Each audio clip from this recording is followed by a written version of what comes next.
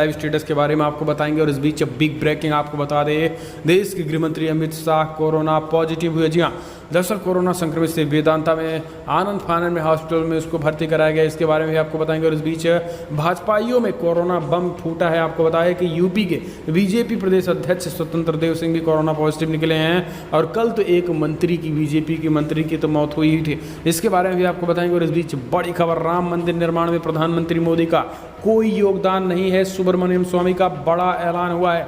जी हाँ, इसके बारे में भी आपको बताएंगे। और इस बीच लटक गया है सीड वाले कानून, इसके बारे में तो जानेंगे। 3 महीने गृह मंत्रालय ने और मांगा है।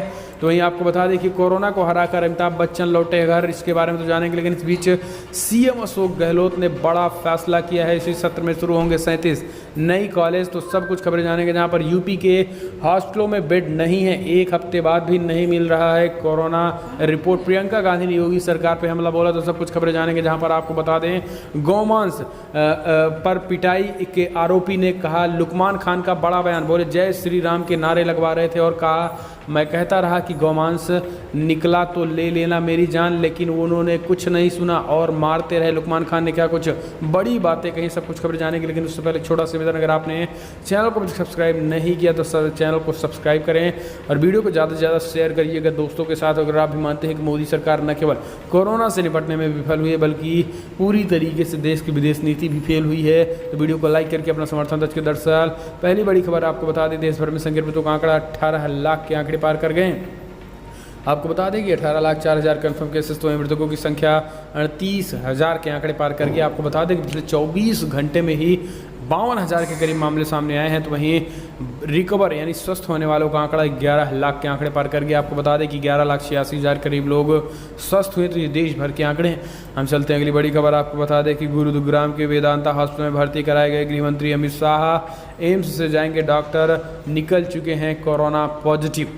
आपको बता दें कि केंद्रीय गृह मंत्री अमित शाह कोरोना वायरस से संक्रमित हो गए हैं। डॉक्टरों की सलाह पर उन्हें गुरुग्राम में स्थित मेदांता हॉस्पिटल में भर्ती कराया गया है। हालांकि अमित शाह ने ट्वीट करते हुए इस मामले की जानकारी दी है।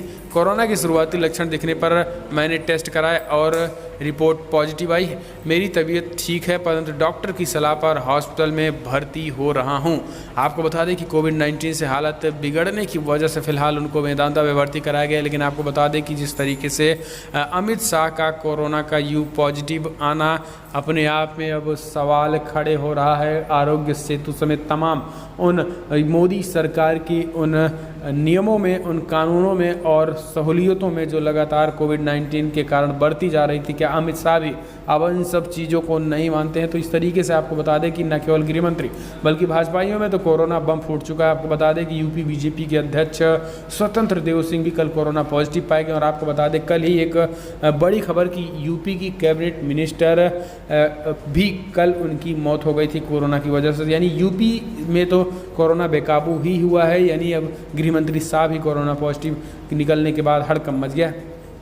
हम चलते हैं अगली बड़ी खबर लेते हैं। आपको बता दें कि राम मंदिर निर्माण में प्रधानमंत्री मोदी का कोई योगदान नहीं है, उनका जाने का कोई मतलब भी नहीं निकलता है। भारतीय जनता पार्टी के सांसद सुब्रमण्यम स्वामी का बड़ा हमला। जी हाँ, आपको बता दें कि आगामी 5 अगस्त को अयोध्या में राम मंदिर का भूमि पूजन होना है। भूमि पूजन प्रधानमंत्री मोदी द्वारा किया जाएगा, जिसके लिए बड़े स्तर पर अयोध्या में तैयारियां चल रही हैं। इस बीच भाजपा सांसद सुब्रमण्यम स्वामी ने अपने एक बयान में कहा है कि राम मंदिर निर्माण में पीएम मोदी का कोई योगदान नहीं है।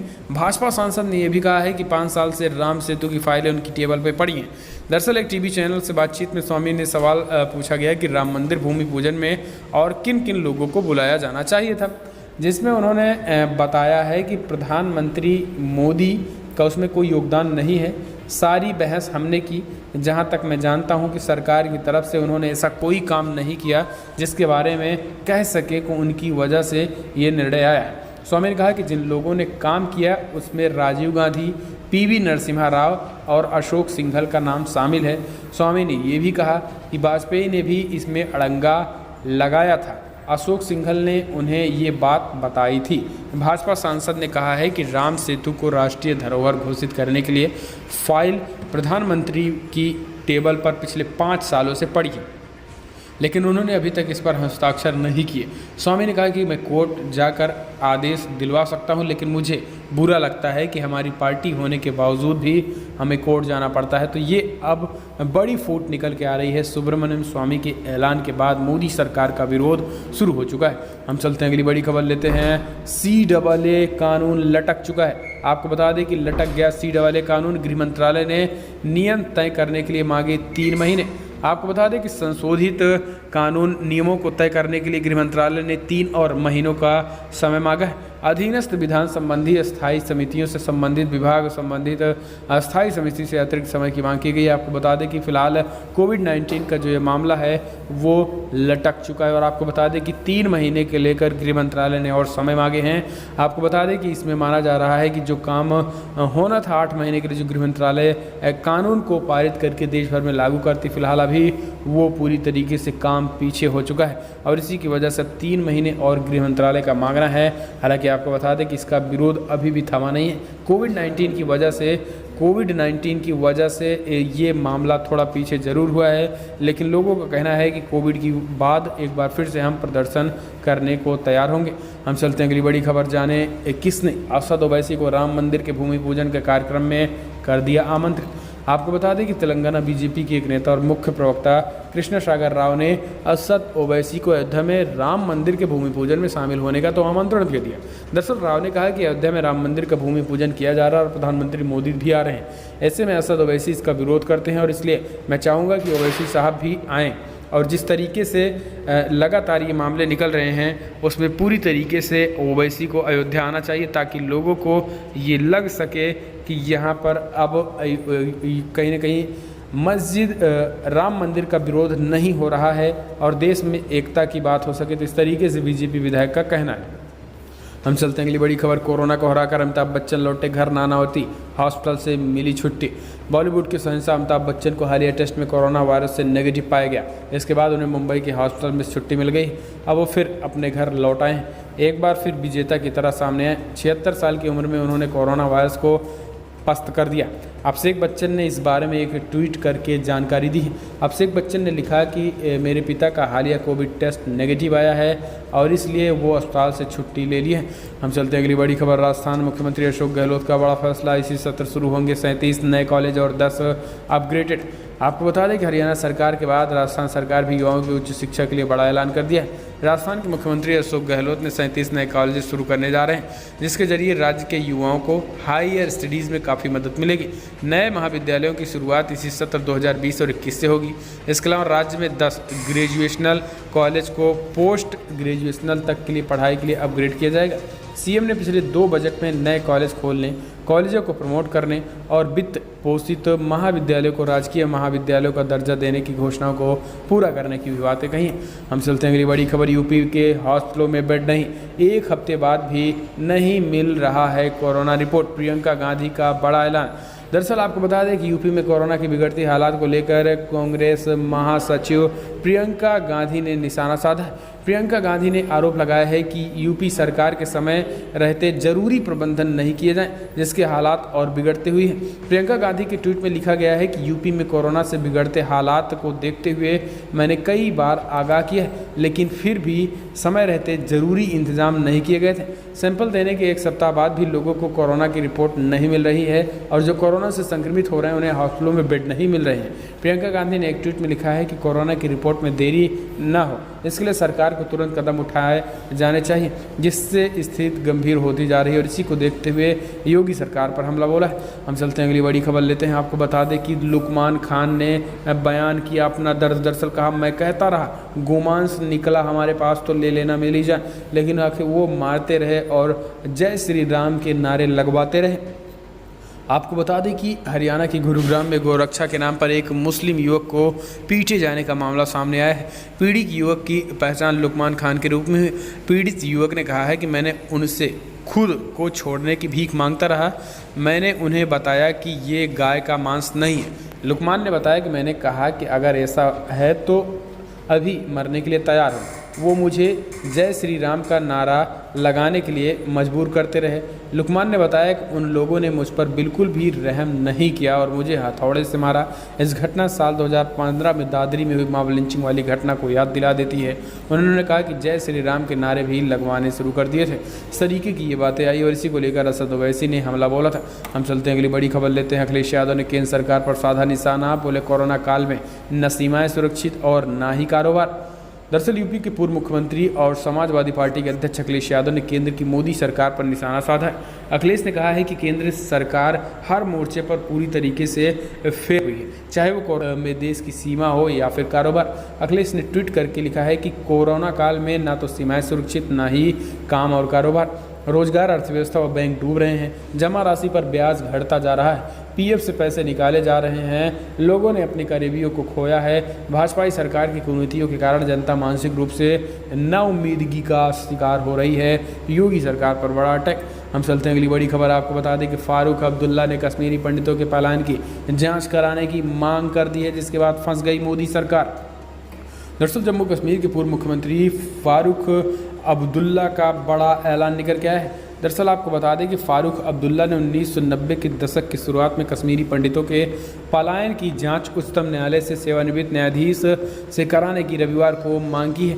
एक वेबिनार के दौरान सवालों का जवाब देते हुए अब्दुल्ला ने कहा है कि उनका मानना है कि कश्मीरी पंडितों को बिना कश्मीर के अपूर्ण है और उन्हें ससम्मान वापस लाने की प्रक्रिया करनी चाहिए। मैं इसका समर्थन करता हूँ, लेकिन आपको बता दें कि उन्होंने कहा कि मैं एक सच्चाई बताता हूँ। मोदी सरकार नहीं चाहती है कि कभी कश्मीरी पंडित जम्मू कश्मीर में आए। अगर वो ऐसा चाहते हैं तो 1990 के समय में क्या हुआ था, इसकी असली सच्चाई की सीबीआई जांच कराएं। ये जम्मू कश्मीर की आम जनता भी जानना चाहती है। तो ये फारूक अब्दुल्ला ने बड़ा ऐलान करते हुए एक बड़ी बातें कही हैं और उन्होंने स्पष्ट तरीके से इसकी मांग की है और इसकी सीबीआई जांच कराने की मांग की है ताकि सच्चाई पता चल सके। अगर मोदी सरकार सच में कश्मीरी पंडितों की हितैषी होगी तो वो वाकई में इसकी जांच कराएगी, वरना नहीं।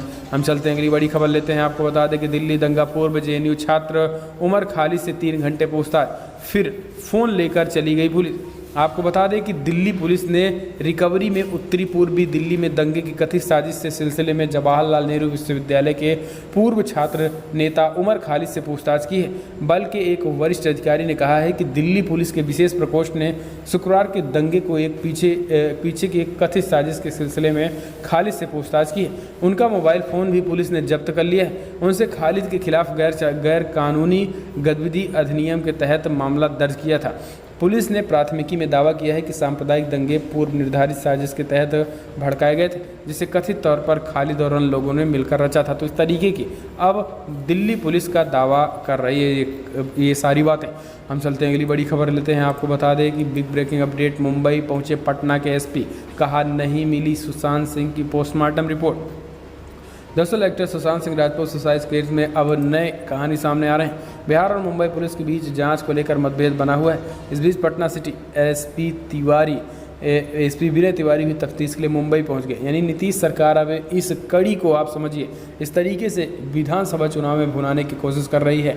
और इसी को लेकर उद्धव ठाकरे ने कल ही कहा था कि जिसके पास कोई सबूत है वो सबूत दे, हम जांच करने को तैयार हैं। लेकिन बावजूद इसके नीतीश सरकार फुल राजनीति कर रही है और इसी की वजह से अभी तक पटना की पुलिस गई थी, लेकिन अब पटना के एसपी को ही मुंबई भेज दिया गया है इस मामले को बड़ा बनाने के लिए। हम चलते हैं अगली बड़ी खबर लेते हैं। आपको बता दें कि आखिरकार राम मंदिर भूमि पूजन में लाल कृष्ण आडवाणी और मुरली मनोहर जोशी को मिल गया न्योता। लेकिन आपको बता दें कि ये फ़ोन पर न्योता मिला और इसी कारण वो केवल और केवल बीसी के जरिए शामिल होंगे। प्रधानमंत्री मोदी 5 अगस्त को अयोध्या में तो जाएंगे, लेकिन इस बीच आपको बता दें कि भारतीय जनता पार्टी के संरक्षक लाल कृष्ण आडवाणी और वरिष्ठ नेता मुरली मनोहर जोशी वीडियो कॉन्फ्रेंसिंग के जरिए इस पल का गवाह बनेंगे। राम जन्मभूमि आंदोलन का चेहरा रहे 2 वरिष्ठ नेताओं को विश्व हिंदू परिषद के पदाधिकारी और राम जन्मभूमि तीर्थ क्षेत्र ट्रस्ट के महासचिव चंपत राय द्वारा आमंत्रित किया जाएगा। हालांकि अधिकारी ने यह स्पष्ट नहीं किया कि निमंत्रण कब भेजा जाएगा।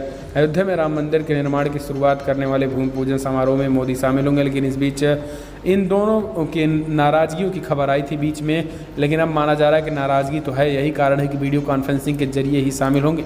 हम चलते हैं अगली बड़ी खबर। दुनिया भर में जो कोविड-19 के आंकड़े निकल के आ रहे हैं, आपको बता दें कि 1 करोड़ 78 लाख के आंकड़े पार कर गए हैं। 1,78,60,000 के करीब कन्फर्म केसेस दुनिया भर में हो चुके, तो 6,85,000 करीब लोगों की मौत हो गई है। यूनाइटेड स्टेट की बात करें तो 47,05,000 कन्फर्म केसेस, तो 1,56,000 करीब लोगों की मौत हो गई है।